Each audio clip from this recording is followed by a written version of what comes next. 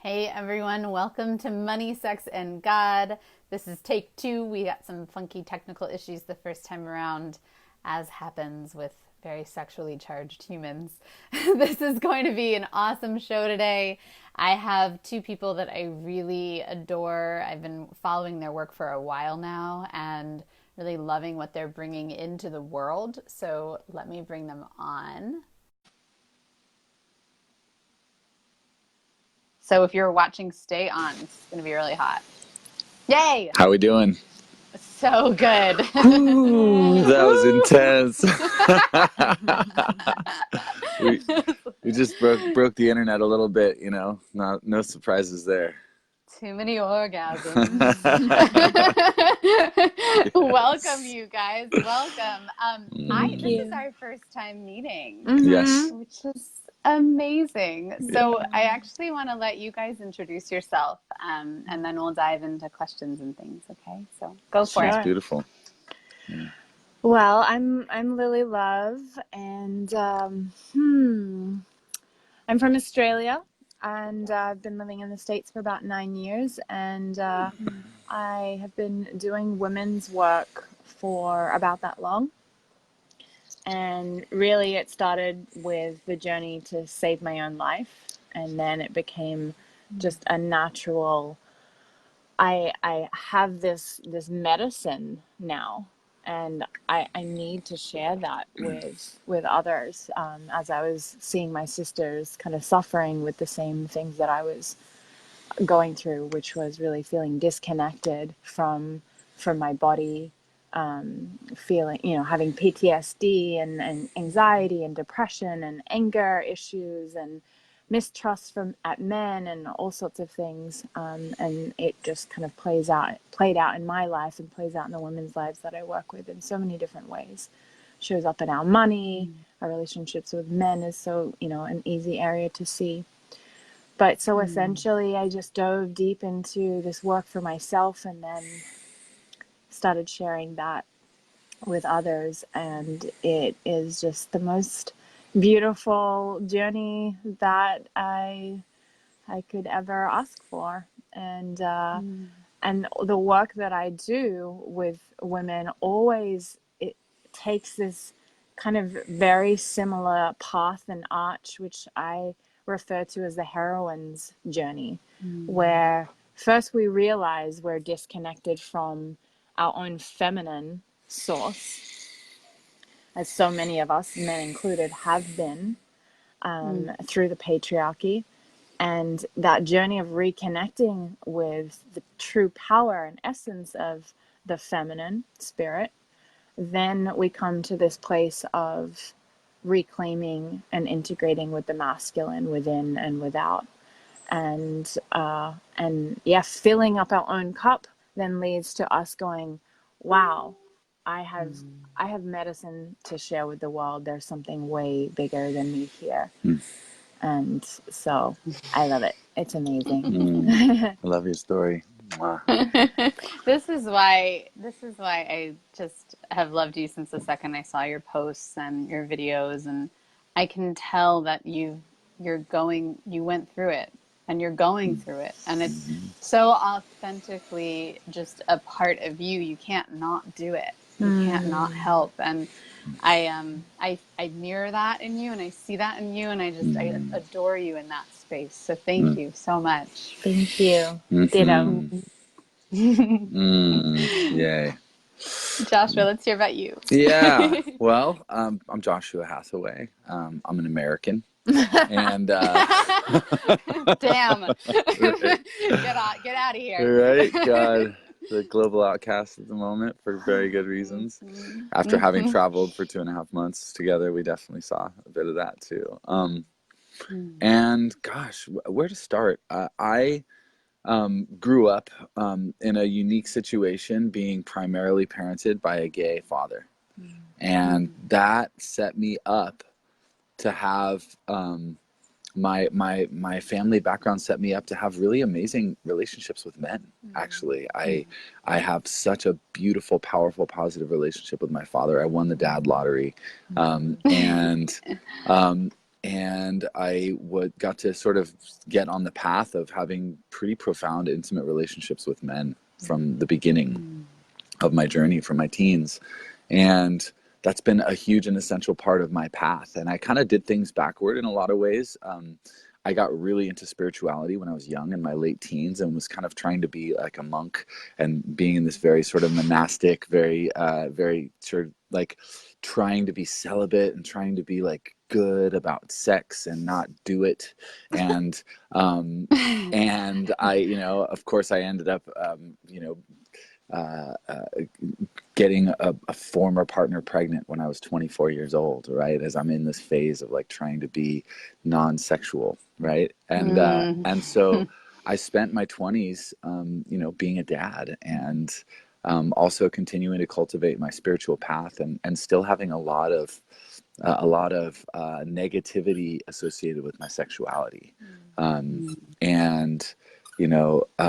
and then after my divorce, and after realizing how much I hadn't been sort of claiming my own desires and my own truth in my marriage, and having had to sort of go sideways and get my needs met in ways that were not transparent and not healthy, and caused a lot of pain, I realized that I can't wake up without bringing my sexuality with me. And a big part of my life journey since my divorce in 2013 has been really deeply integrating and understanding what a healthy sexuality is, and what full permission for desire means, and how to live, orgasmically, to live, in fully in my body, in full sort of joy and celebration of my desire, and having fully conscious choices that are in alignment with my values, and with my care for other people, sort of guiding the expression of that in my life. And so, and a lot of that has been reclaiming my own inner feminine. And in so doing, really learning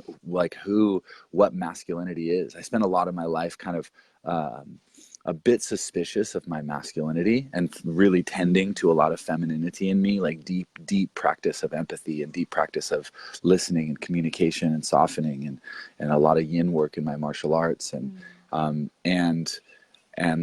then that all set me up to be able to reclaim my masculinity. I've always been this guy with this fucking strong jaw and broad shoulders and 6'3", and so I've always been very like strong in my presentation, but I hadn't always been able to really claim the potency of my masculinity, and I get to do that now because I know where to yield. I know what that feminine essence is that completes and harmonizes my masculinity, right? And so it's been such a beautiful journey, and then finding this incredible human being to co-create with, and to mirror, and to grow with, has been just an exquisite pleasure. It's just been a joy. Thank you so fucking much for talking about like getting the feminine in your body. I don't hear people talk about that. Yeah, fuck. And I mean, I didn't claim my femininity until I worked on my inner masculine and taught him how to hold her.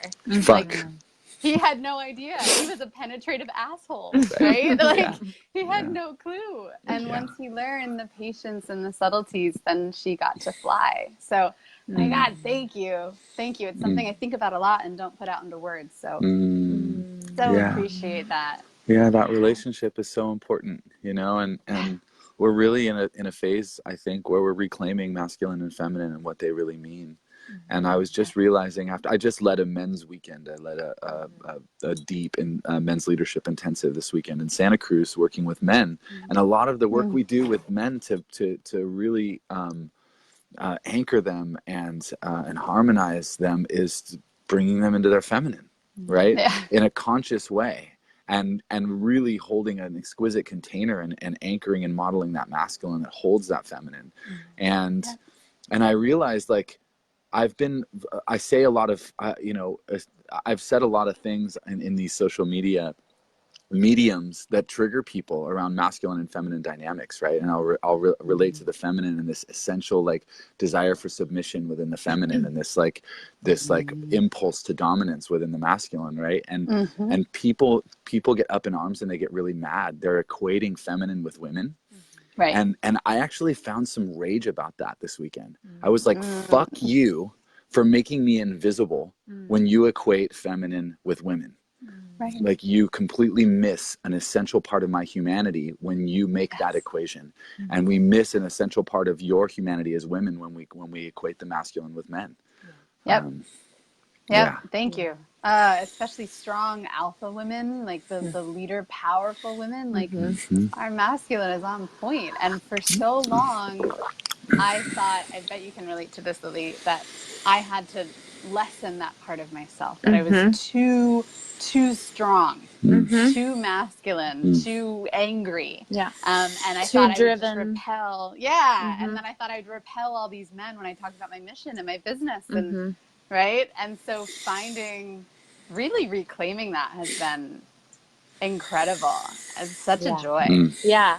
And that's kind of the heroine's journey that I was talking about, and my upcoming retreat, is where coming to that culmination point of redefining and reclaiming the masculine, because we go on this journey of like, oh shit, I'm completely disconnected from my feminine, because we've all been indoctrinated to believe that she is weak in some way. And once I reclaim her, there's almost a part of us that is afraid to be in our masculine, right? Because we don't want to lose ourselves in the overworking and all of the ways that it burned us out.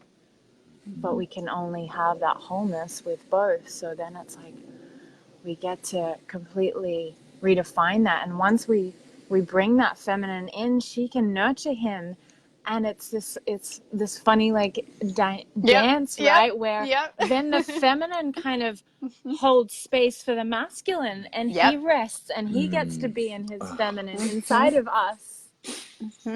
Like, she teaches him how to actually receive within our own self. And then he teaches her also how to activate and move and really create with her Shakti, with her power. I love that. I'm making love to my masculine and feminine every day. They're just like watching them fuck each other, right? Like all day long. You're like, oh, okay. And she like teases him and she's like, we want to do this. And he's like, I'm on it. I got it. And he like, does it. And right. And I need to cry. Okay, I got it. I'm going to hold you. Right. Like, that's it. That's my day. And and I think especially I want you guys to speak a little bit to your relationship, because I'm seeing such a gift in this ability to marry the inner masculine feminine and bring that 360 piece to a relationship as a whole being. Because I think a lot of people, especially in heteronormative relationships, go, oh, I'm going to hold feminine only. I'm going to hold masculine only.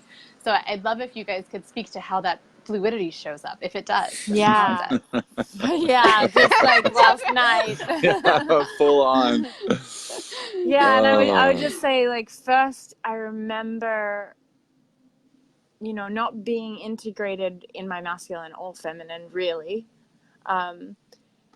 in the past and in past relationships, and how when a man's feminine, his need to be nurtured or held space for, be received, showed up, I could not. There was almost like there was almost like an aversion, like that's gross, I remember that. And it's like, oh, and it feels so good to be in that place in my own masculine, to be able to like call forth your feminine.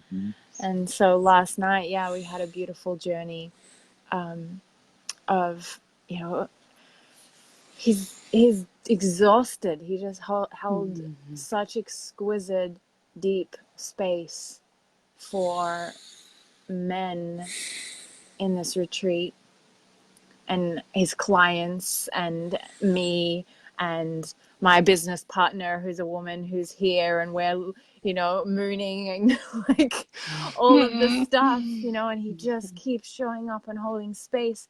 And then it gets to a point he is low resourced, and you just fall into bed. And if I can speak for you, but there's that aspect of that we all have as men and women, but I would go to say men even more so, are up against the part of them that feels like they're not worthy if they're not the one that are being strong and holding space and keeping it all together. They're not worthy to soften and feel weak and need and receive.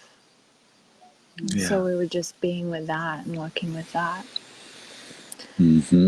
Yeah, this incredible resistance, this fear, this like primal fear of just letting go and surrendering, you know, and this just profound shame that is right there. It's just like an electric fence in my nervous system around just softening and letting myself be held, letting myself turn to mush and be helpless, you know, and be in that surrendered state and be in that space of being held by my partner.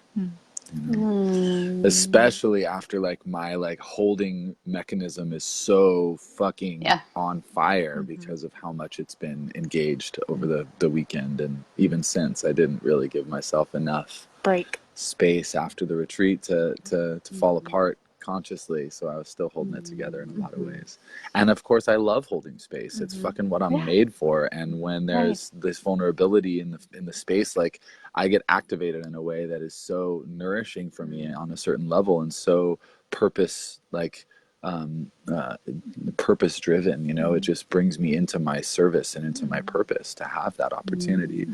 But at the same time, it like hooks into kind of the worthiness piece and identity around, you know, to be valuable as a man, I need to be able to be strong all the time and penetrate all the time. And, you know, I don't know if you want to reveal more of the details, but you shared, you know, the part of you that even that was feeling like I was going to withdraw my love or be disappointed in him because he wasn't making love to me. In that moment, he was falling apart. I'm like, baby, I'm supposed to be hard. you're supposed you know, it wasn't even foreplay, you know. I mean, she was straddling me, you know, we were naked, but it's not like that was where it was going. But like, I'm like, oh, like like there's such a fucking should machine inside of this body. You know, that's just like, I should be getting hard right now. I should be making moves to penetrate this woman. And instead I just feel like so fucking soft and so, just so tender right now, you know? And that's been a theme in our relationship, that like reclaiming the power in the softness and literally in a soft cock. The beauty and the power of a soft cock. Amen. Like, it's so beautiful. Yeah. I love your so soft cock. beautiful. It's incredible. My soft cock loves to be loved. I sometimes will say to a lover, like, let's keep it soft the whole time. Like, let's make the practice like just soft cock play like the whole time. Because and I get to then bring out my hard cock energy. Yes. Which I love. I love it. It's a high.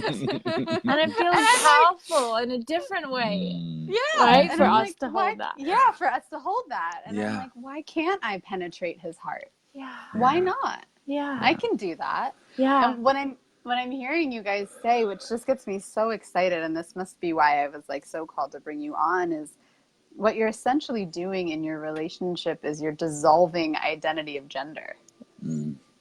Like, you're just, right? And when we dissolve identity, there's where we find freedom. So like, so cool. Yeah. Like what, like you as a man know what a gift it is when you are like grounded and solid and holding space and penetrating and letting the feminine like surrender and melt. And that's such a gift for us to do also. It strengthens something in us also, and allow us to receive that gift of you receiving. Yeah.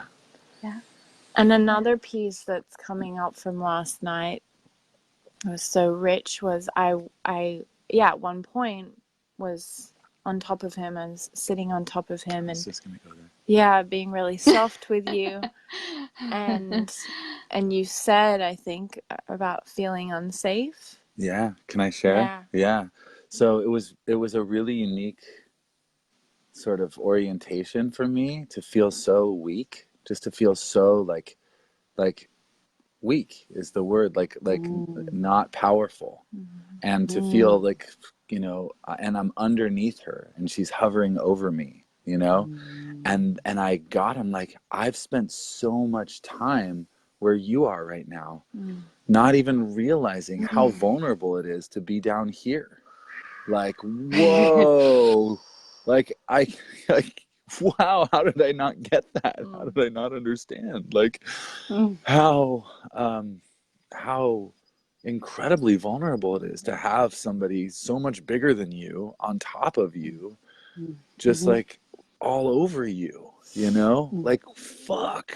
I've just so taken that position for granted. And I'm I'm somebody who like really tries not to take shit for granted and take perspectives and like do this work of empathizing and understanding and getting into different shoes. And this was so visceral and it was so real. And it was like, it was shocking to me. And it's just like a gate that opened onto a whole new territory in our relating. Yeah. Yeah, it was amazing in that moment to be like, oh, wow. Yeah, you are experiencing what most women experience who are allow themselves to be in that maybe more submissive, surrendered place. And the really like fear that's there and the trust that it takes to be there, to like literally I'm underneath you and you could either take care of me or you could harm me. And I get to trust here. There's so much strength in surrender and vulnerability and receiving. It was interesting that you said, Joshua, about feeling weak versus feeling not powerful, right? And I can imagine that the experience of being underneath, what started to happen is your nervous system started to find the power in that space. Yeah. Right? Which is like, for me, the whole point of the playground of sex, right? What edges can I go to that I haven't yet found power in and found my empowerment in, and how can I lean in there to bring it everywhere else in the world, right? Yeah. So that's, I think there'll be more, lots more experimenting. Yeah, and I want to say, like, honestly, I didn't find the power in that position. I found more approval for my experience in that position. I didn't. It was a beginning, you know, and there's more to explore for sure. And I want to say that because I don't want anybody to think that like just having that experience is enough, or that you should be able to find the power by having an experience there, right? Like, no, like I was scared, you know, and being scared was the medicine for me last night in that, and really letting myself be penetrated by that experience, by my fear and by the part of me that felt so vulnerable. And as Lillie said so perfectly, like, I'm incredibly vulnerable right now. I'm in your hands, and you can either care for me or do me harm in this place. And the power there that I didn't, I wish that I could report to you today that I accessed. There's nowhere to go. You don't have to. Seriously, is the power of trust. Trust is the power of surrender. Trust is the power. And it's literally a fucking lightning rod of power to be able to trust. And trust is not an empirical process of like, is this thing, person, circumstance, space trustworthy? Trust is a fucking superpower that we bring that shapes the world around us. And trust is really that inner safety that we've created and anchored into. No matter what, I am safe. And I find that, I'm curious with you, Lillie, with the inner masculine, that I find my trust comes from that place. Like when I'm feeling unsafe, or which I don't really feel, but back when I did, it was because I didn't have the ability to hold safety in my body. Exactly. Your own inner masculine, to hold your feminine, if you want to look at it that way. But yeah, to hold safety in your own self. And for me, I went in and did tantra teacher trainings and somatic therapy and worked with people and had space held, but mostly where I strengthened my inner masculine, or the ability to feel safe in my own body, in those moments where I didn't feel safe, Right. where grief was coming up, where a panic attack was coming up, where mistrust was coming up, and I had to be with that and learn how to literally be present with that and hold that in compassion and love and groundedness. That's where it really strengthens. And then to be able to show up, because we can do all of that work on our own, but then we come into relationship, it's going to be a whole nother level of choosing to create safety and trust. And speak to that a little bit more, if you could, about what happens when you come together in that space. It's amazing, because we have these lenses that we're looking through, right, from our past, from our trauma, from our pain, from our experience, and all of the stories we made up about that we're carrying with us, of then how this person probably isn't trustworthy, why I should keep some guard.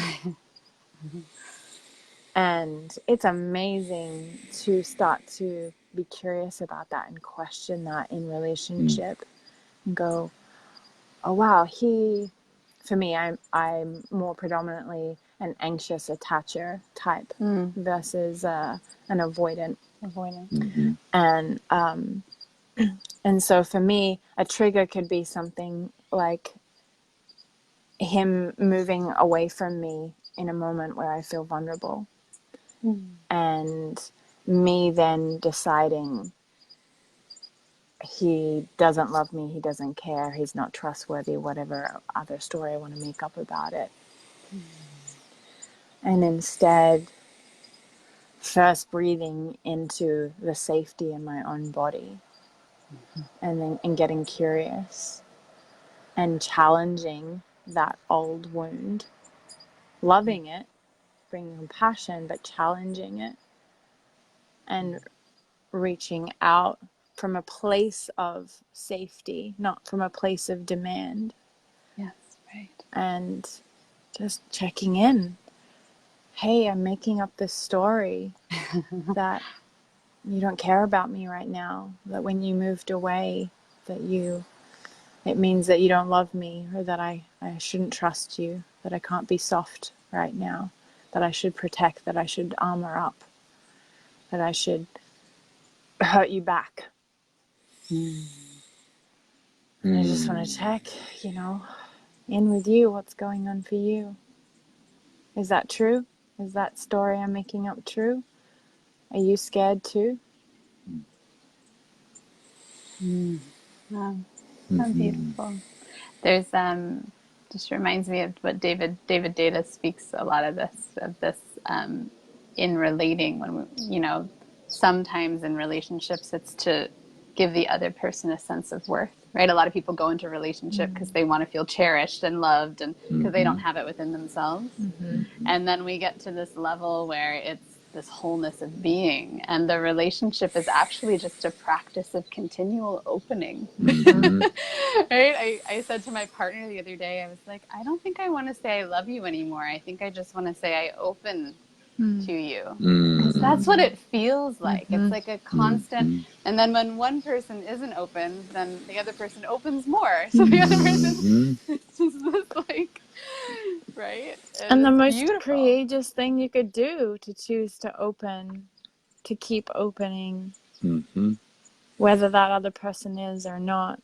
Exactly. And, obviously being really clear on your boundaries and and where that opening is coming from. But choosing to stay open, whether that person can or not, is so powerful. And in essence, it requires a kind of trust again, which is a trust in their deeper essence and nature as well. Yes, that they're not opening is at least as painful for them, if not more painful for them than it is for you, whether they even are in touch with that or not in this moment. That they would love nothing more than to be open.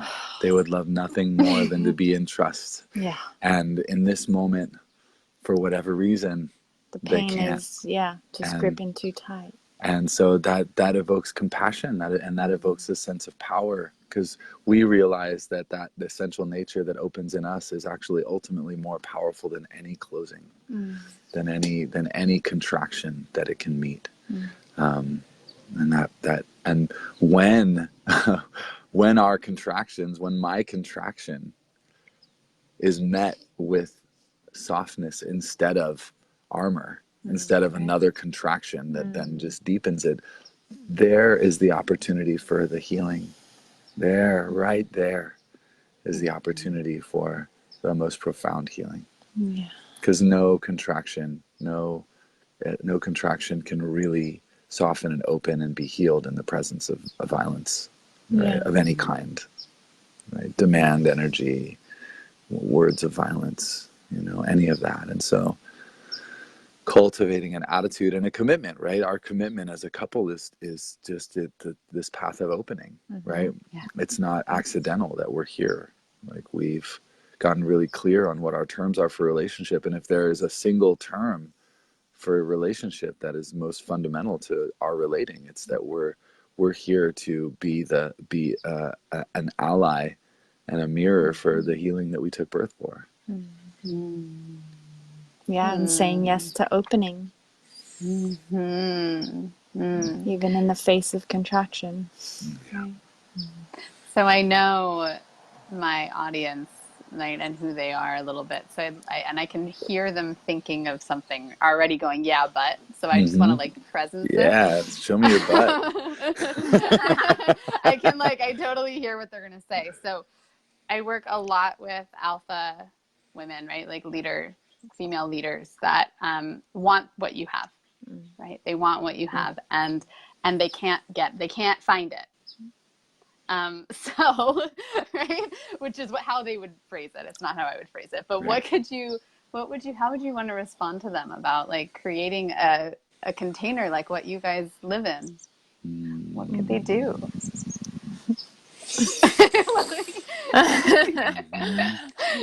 Well, to quote Jung, the treasure that you seek is in the cave that you fear most to enter. Yeah. It's really easy to put it out there and go, why isn't he showing up? Yes. Or what am I doing wrong? How can I make this happen? Where is he? Where do I find him? There's so many layers. It takes so much courage. For me, it comes back to really reclaiming the power of the feminine, the power of surrender, the power of opening, the power of trust, the power of, I'm gonna get hurt, but I'm choosing to be open anyway. And really just looking at all of the places where we're still doing this. Yeah. Yeah. Yeah, there's so much, it's really deep. And that's the essence of it. And even in saying that, I feel that part that I know very well in myself that still comes up in relationship. You know, it's kind of the shadow of the strong, independent woman. Yes, right. Like, we had to take care of ourselves. Mm-hmm. Yeah. So we reinforce isolation. Yeah. Yeah. And now what? Now you're asking me to be fucking vulnerable? Right. And all of the places in us that are like, well, I am being vulnerable. There's also this piece, right? That the power of the feminine is not in going and getting. That's not feminine power, right? That's masculine power. And it's a fucking glorious power, and I love to wield it. We all love to wield it. It feels so good to fucking go out and make shit happen, right? And there's this example that I want to share of Lillie and her business partner, who have just been kind of like frenetic, like trying to penetrate every direction of their business, right? Like trying, like I'm watching these two goddesses just like working it, They got you their know? cocks out. They're like, here we are. They're just like, Then we need to take our own medicine. Right. And then they had this day where they fucking broke down. It was breakdown day. They were just like, Lily's on her moon. Lila's coming off her moon, and just like hitting that place of just fucking breakdown. And they're like, okay, fuck it. We are not going to be seeking any more participants for this weekend. We're not going to be seeking our photographer. We're not going to be seeking any of these things. We're going to come back here and just put our loving, creative attention on really dialing in the content of this weekend, right? They just made that commitment. Huge is being birthed here, and all of that distraction energy. Yeah, it's so easy to get caught up in all of that, right? And they just bring their attention back here, and like, boom, like 1, 2 people sign up for the retreat. Boom, like people are coming at them to grab these last spots. All the things are happening because they stopped seeking them. Because when we're seeking something, we're not in the receiving of it. And if you're not, if you don't have, if you're not having access to your feminine, you're not having access to your capacity to receive. And you are likely in some kind of kink around getting off on on not having what you want, right? And so it really is like such a superpower, again, to lean back and to be in the receiving and in the havingness of that, rather than in the strategies of getting that. I love it. Continual remembering. It's like my business and Lila's business is called Embody Feminine Leadership. And then we're like...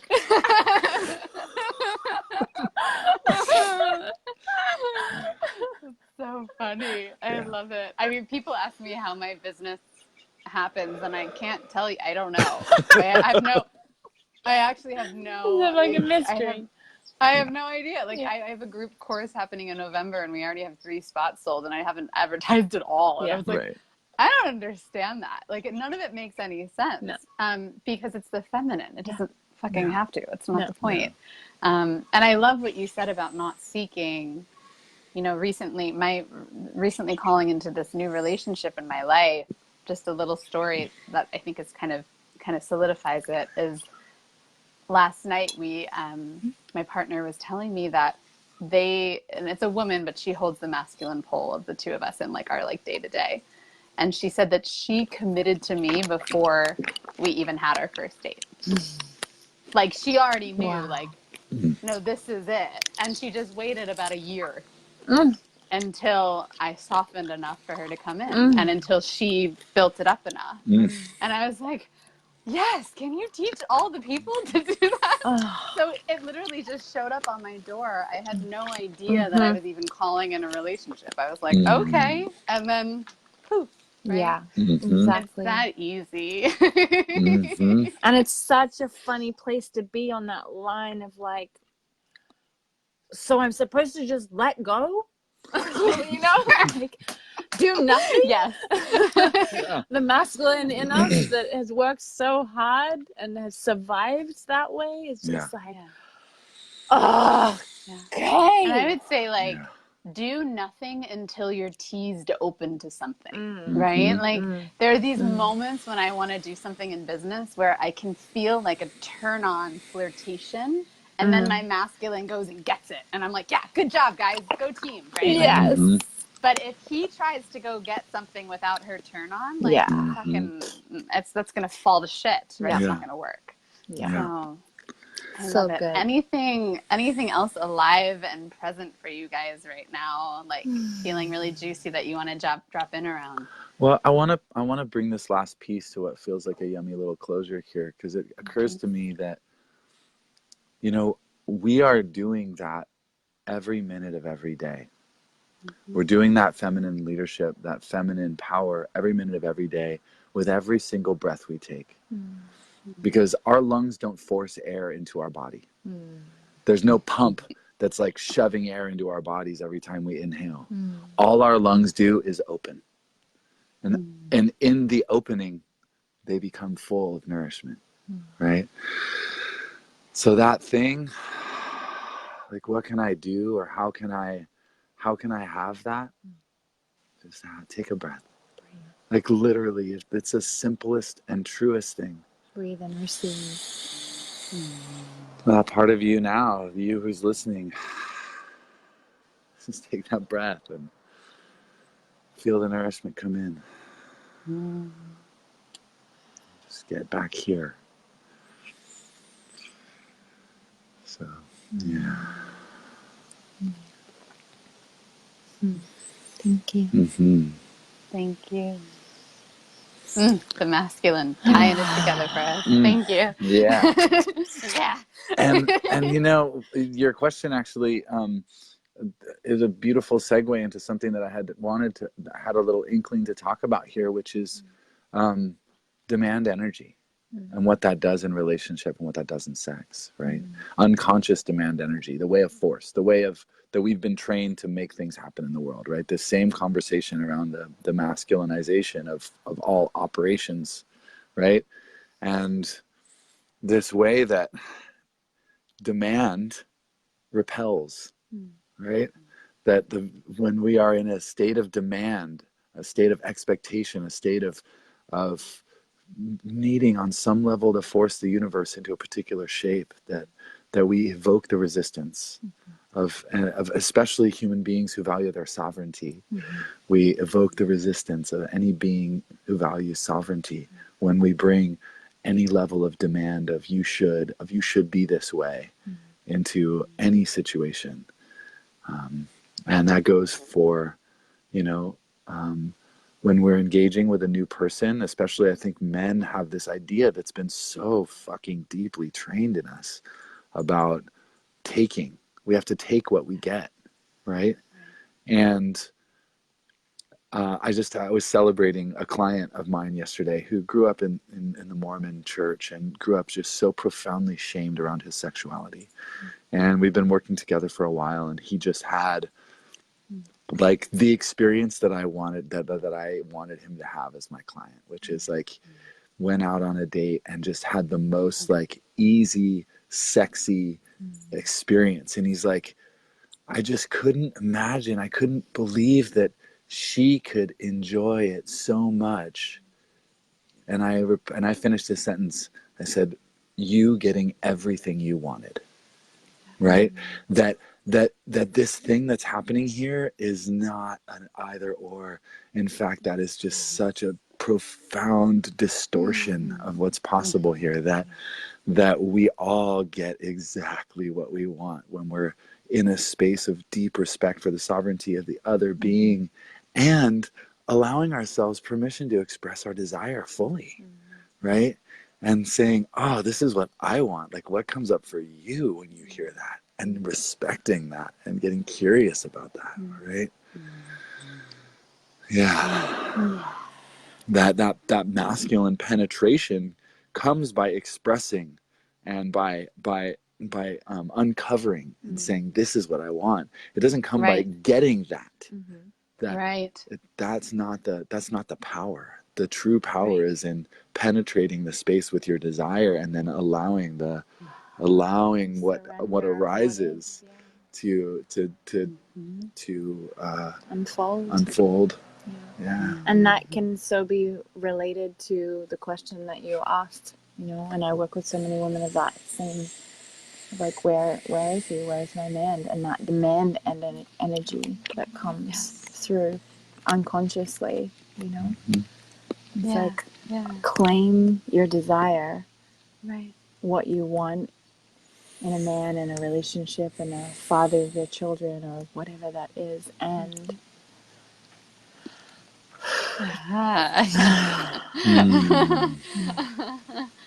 Totally. yeah. How beautiful. Thank you. This is so rich. I'm getting so much medicine from this with you guys. I knew I would. You know, I see you. Likewise. Thank you. You too, Thank sister. you. Thank you. So you're coming to New York, I Lillie. Tell am, them. So I'm coming to New York, and I want to talk to you about this more as well.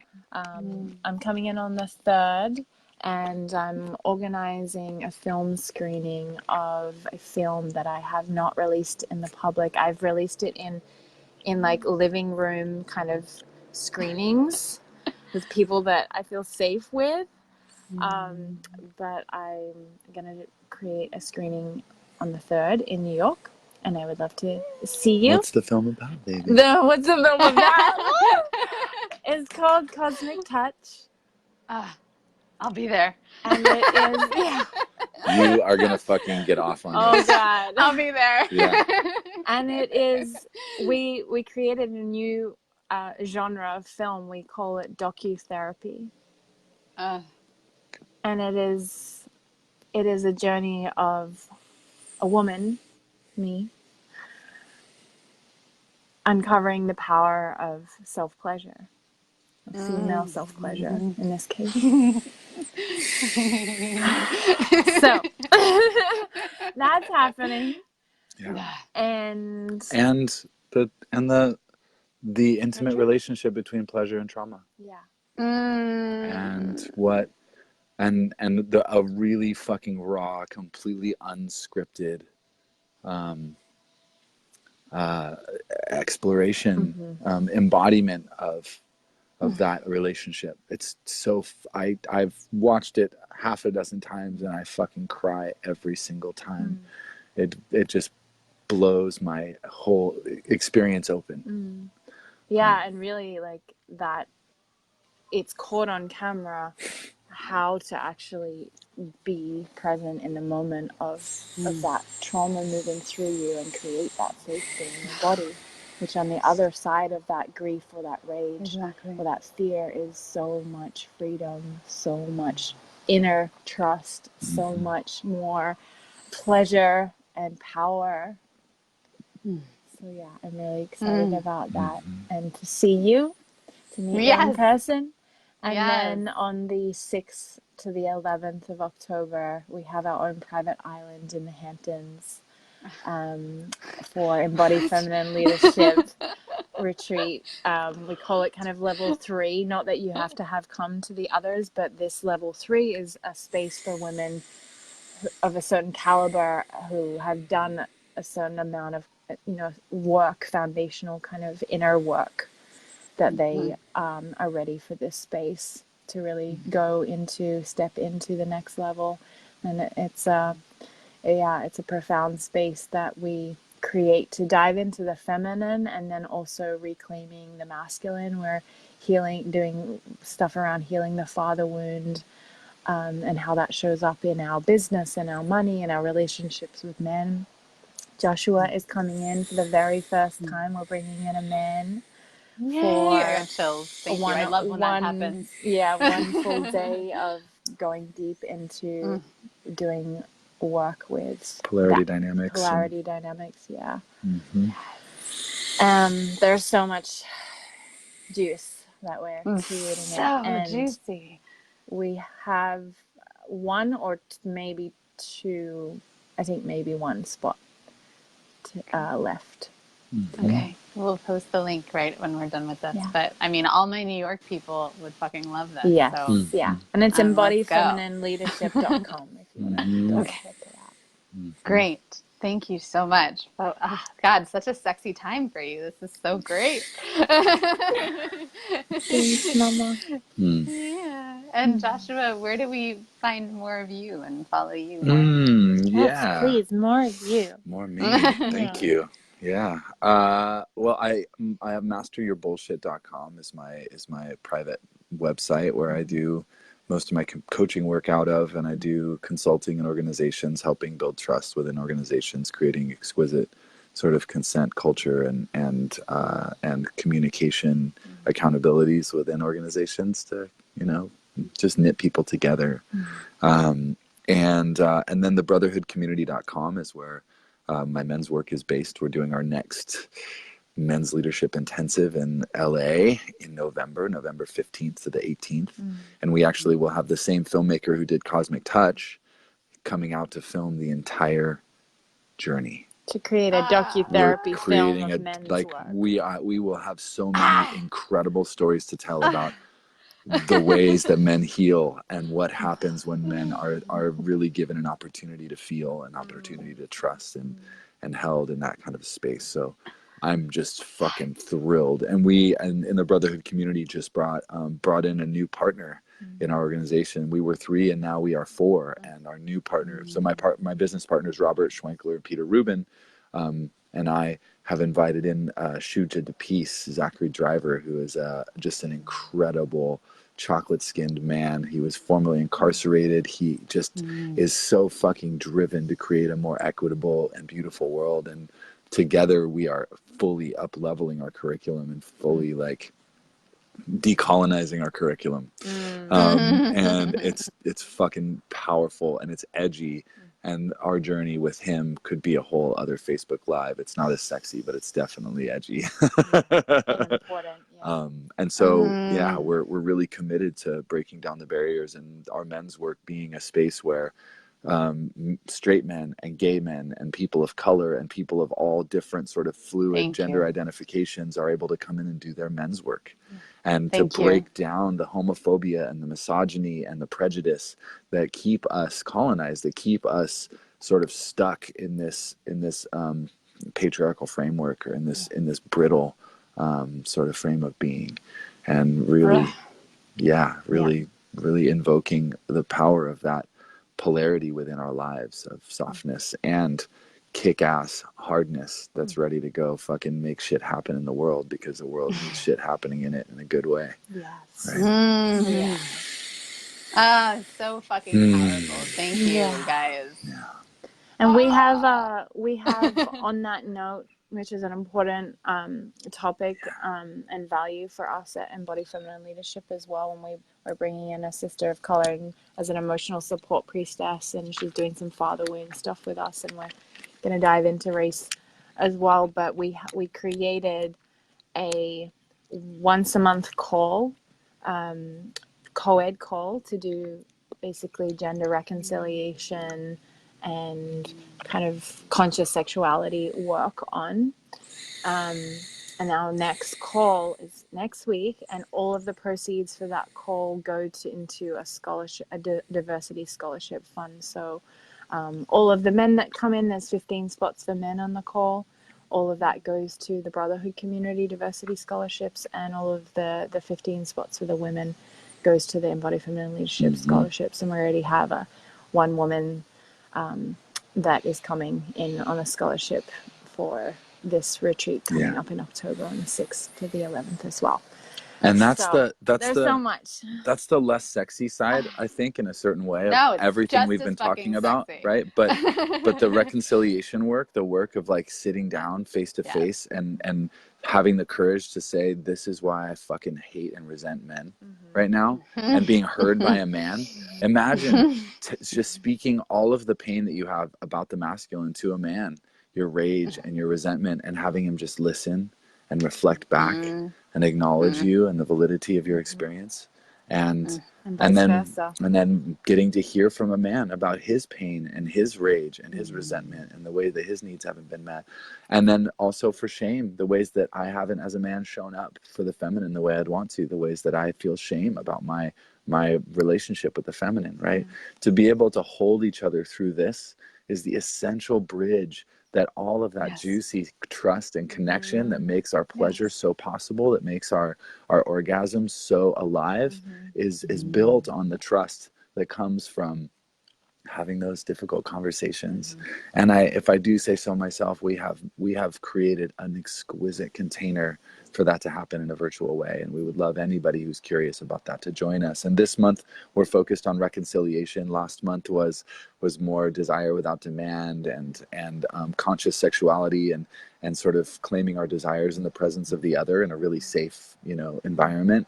And then we'll do that sort of call again in November. So October is reconciliation. November is another juicy desire without demand. And you call. can, if you want to know about that, just maybe comment or PM us or something. We can send you a Great. link. Yeah. And we have a part 2 coming up. We're going to do this conversation again, because as you can tell, it's really fucking amazing. Yeah. People are commenting like value. Oh my God. Yeah. And so we'll be doing that, I think on the 2nd, we said. Yeah, the right? 2nd, which is Tuesday, right? Yeah. Yeah. Yeah. Boom. Before Tuesday you're in New York. At 2 p.m. Eastern. 2 p.m. Eastern, yeah. And then our co-ed call is, I believe, that night. I think it's 6:30 p.m. Pacific time. No, it's perfect. No, we just shifted it. Oh, okay. Going on the ride. Boom. You guys, this was absolutely incredible. Thank you both for just who you are and what you embody. Thank you. Thank you. To meet you. I can't so wait. Much. Yeah.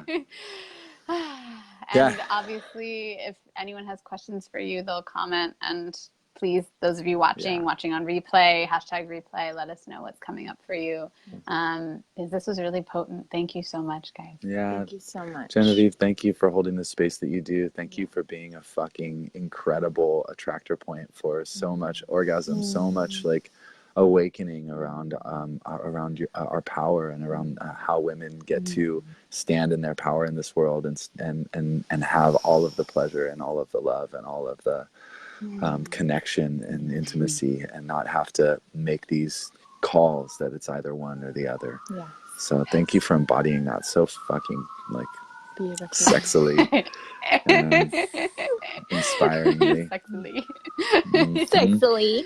Sexily. Thanks, guys. All right. We'll see you soon for part 2. All right. Soon. Bye. Ciao, baby. Bye.